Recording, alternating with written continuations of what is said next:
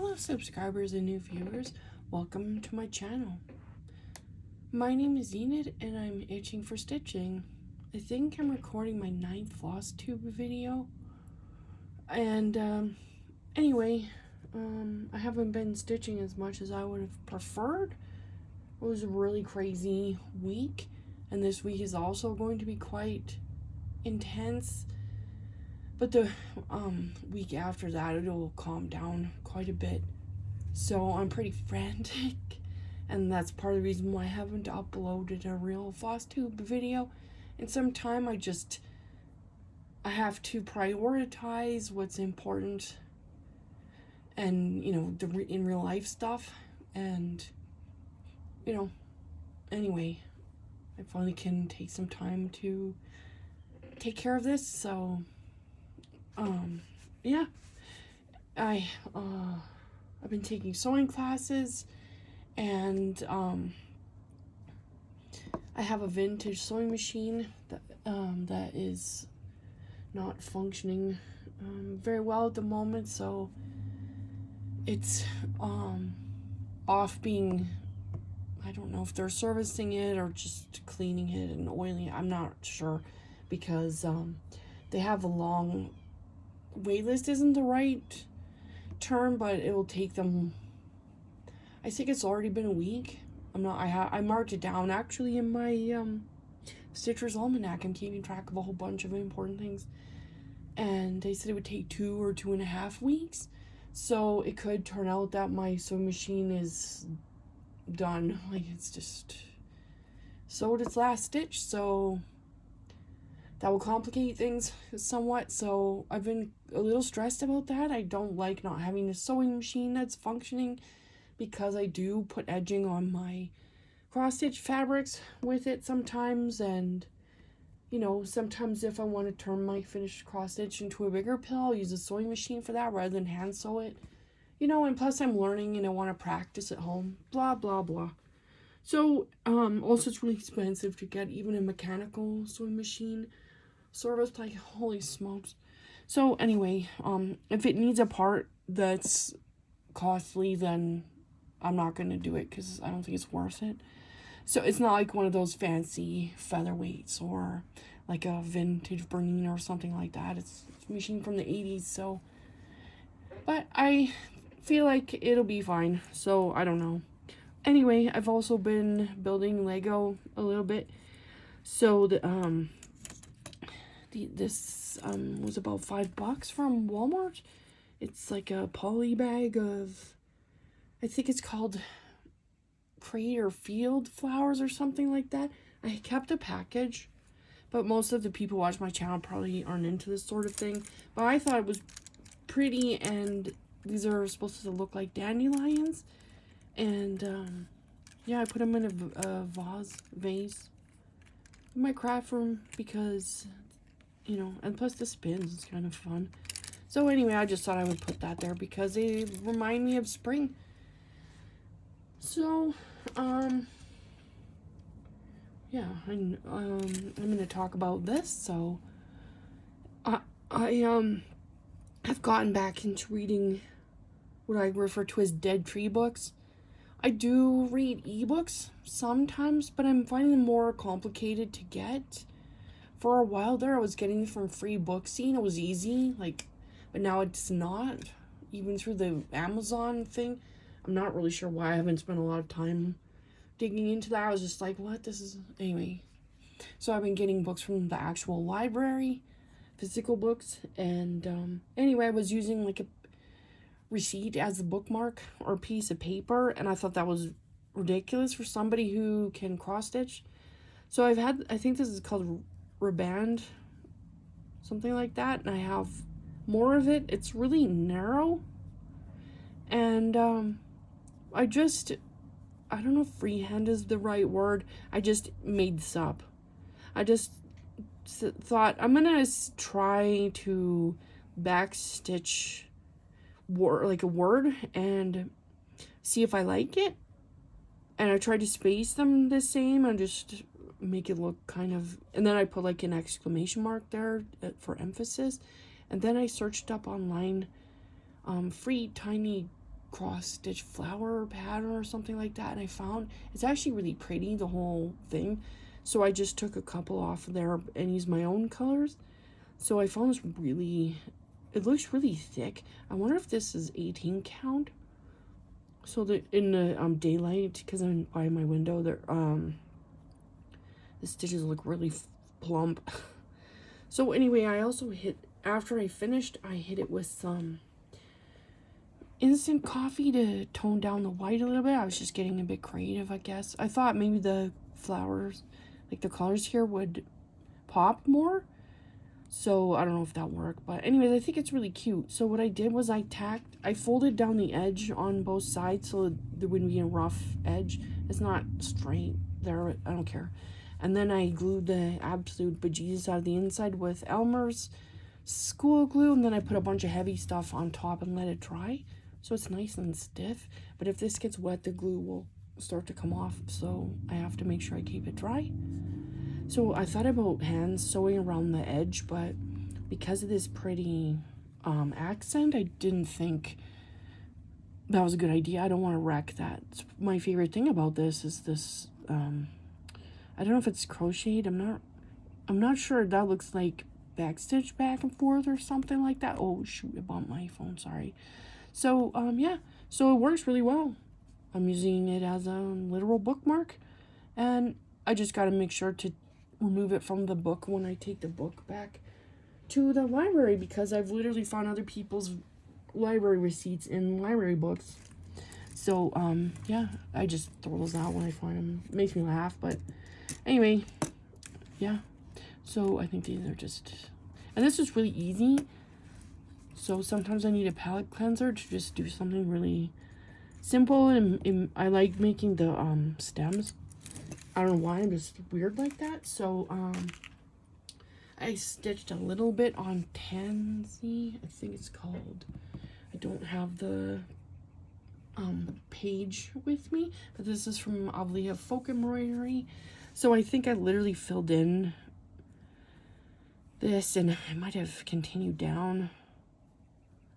I think I've loaded, I have the PDF and I put it in markup, I think. But yeah, markup doesn't deal with back stitch quite right. It makes it look like a full stitch, but I mark it off regardless. I just let it think it's a full stitch because it doesn't matter as long as I know what I've finished. Although to me it's pretty obvious when I've not finished a back stitch on something like this, but anyway, that's just me. So anyway, it screams like spring, the colors in this. So yeah, I need to work on this some more because this would be a really nice like table runner or something. I'm totally in my table runner mode. So yeah, I just have the threads here.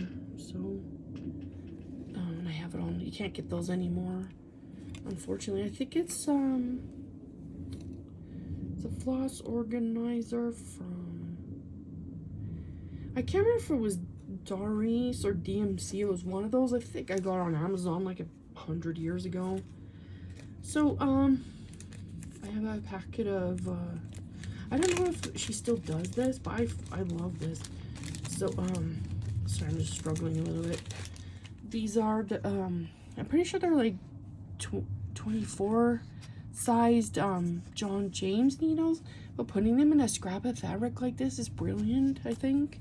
So that's the QR code. Actually, I'm not sure if that is still valid because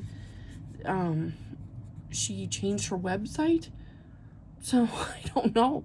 So yeah, I'm gonna scan them when I'm done with this video and see, because I'll have to get rid of it if it's not right, because sometimes once in a long while I'll meet somebody that wants to learn how to cross stitch and stuff, so I'll put in business cards to the local needlework shops and Avlia and stuff like that, because she has videos on how to cross stitch and all that kind of stuff. So yeah, this is a pouch from Crab Shack Stitchery, and yeah, I love this.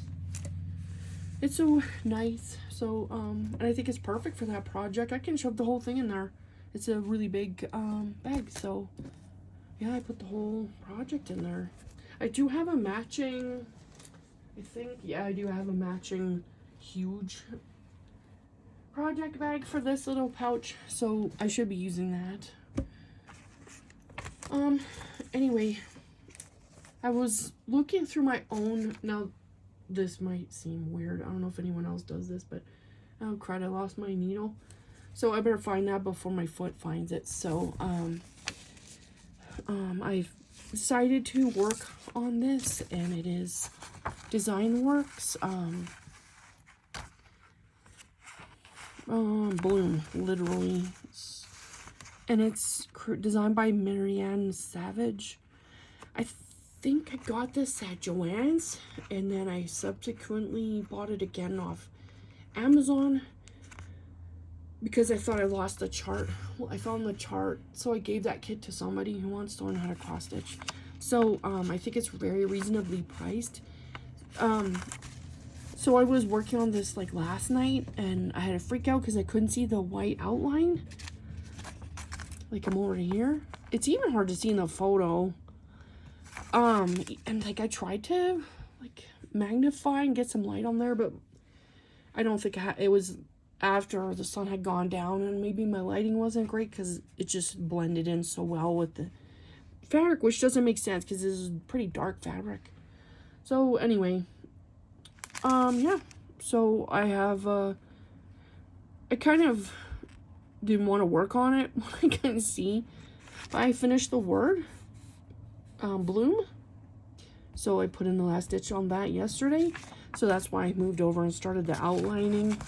I try to, when I'm doing something like this, rather than try to count up and have the real possibility I'm doing it wrong, I go over and count, because this is a shorter amount of counting, or fewer stitches to count, and so I think it's less of a risk of messing it up. So yeah, but yeah, I think I will try to do some of this outlining today and then fill in with some of that yellow, because I think that I'm just excited to use another color other than green.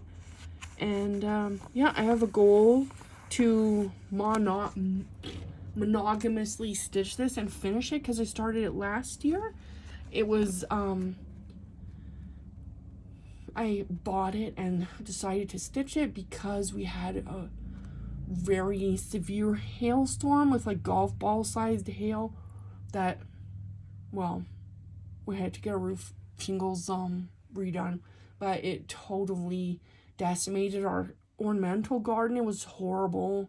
Broke a bunch of the ornaments that we have in the garden, and like it was just awful. And all the a bunch of trees were defoliated, and I'm not even sure all the trees bounced back from that. It was terrible, and the timing of it was when it was like the trees were finally leafing out so they could make their energy to survive to the next year, like the tree life cycle and all that. It was, anyway, yeah, it made me depressed. It was terrible. So anyway, enough about that. So I was intending to stitch this up as a memoriam to all the tree and plant carnage and all the devastation of the hail, or as I call it, the hailstorm, because it was brutal. So anyway, hopefully you don't have any of those this year. It'd be great. So anyway, yeah, and this is not like super hard or anything. It doesn't have like confetti. So it's block stitching, which is I like that. So anyway, once I get further into the outlining, it'll just start to make more sense, and it'll be easier for me to just like stitch on it without going blind. I mean, theoretically. So I got a pack of, oh man, I ripped the label. I got a pack of Coats and Clark floss. So yeah, I ripped the label, which is just dumb. So this pack is called Macaroons, and it actually has a picture of macaroons on it. So it's meant to kind of be in that color the colors of macaroons, I guess. And it's 100% cotton and made in Mexico. And these threads feel good and they look good to me. I think there's some people that say they're awful, but I don't. I mean, I haven't. But look at these colors. This is just, yeah, this is what I need to look at. But as usual, I'm like, I need to stitch with these, but maybe I'll pull up that freebie floral pattern I was talking about earlier, and I'll drop it in the description box. I'll figure out where I got it from. I might, like, never mind this monogamous stitching, because these would work well for that. I think it would be a good experiment. So, like, the greens and the pinks and the purples and everything. So, they're just pretty, and the yellows, and, yeah.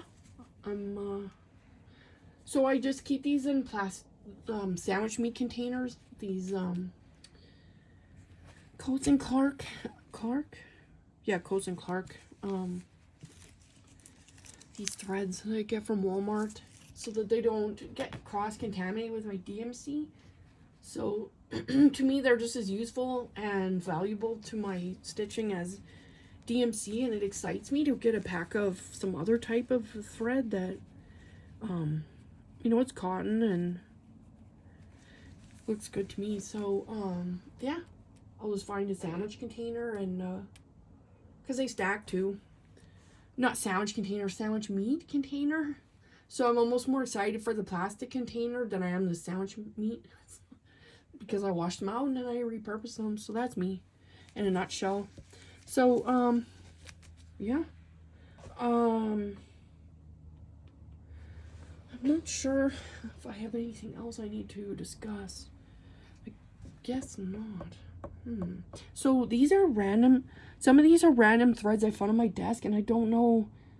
It's like a wad of thread. I can't remember where they came from. So I grabbed them. Some of these are DMC. I didn't really keep track. It might be like 741 for the orange, but I'm not sure. So this one's wrong. I actually messed up on it. It's supposed to look more like that, but I decided to leave it because I was getting frustrated. It was really hard to stitch on this. It was hard on my hands because I think I was just using 2 strands, but the fabric's really tight. So I honestly only stitched through 1 layer of it. So anyway, yeah, that's my finish. It's not impressive or anything, I guess, but anyway, remember to keep stitching. So if you thank you to all my new subscribers. I was very surprised that I got more. I was like why? So that's me. But you know, I'm grateful for it, and yeah. If you enjoy my content, please consider subscribing. I would really appreciate it. And remember to keep stitching because you count. Bye for now.